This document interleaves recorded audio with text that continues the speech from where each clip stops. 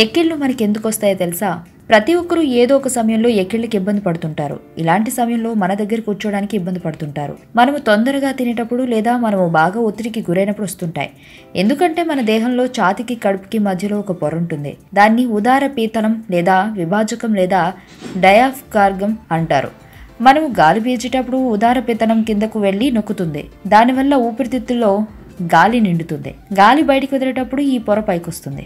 అప్పుడు ఊపిరితిత్తులోని గాలి బయటికి వెళ్ళిపోతుంది. ఈ విధంగా మన శ్వాసక్రియ జరుగుతుంది. ఈ డయాఫ్రాగమ్ కుచించుకుపోతుంది. అప్పుడు ఊపిరితిత్తులోని గాలి శ్వాసక్రియకు అవరోధం కలుగుతుంది. అప్పుడు ఎక్కిళ్ళు వస్తాయి.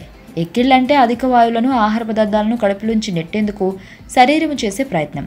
ఈ ఎక్కిళ్ళు తగ్గడానికి ఒక గ్లాసు మంచినీళ్ళు తాగితే తగ్గిపోతుంది. లేదా చక్కెర కొంచెం నోట్లో వేసుకుంటే తగ్గిపోతుంది.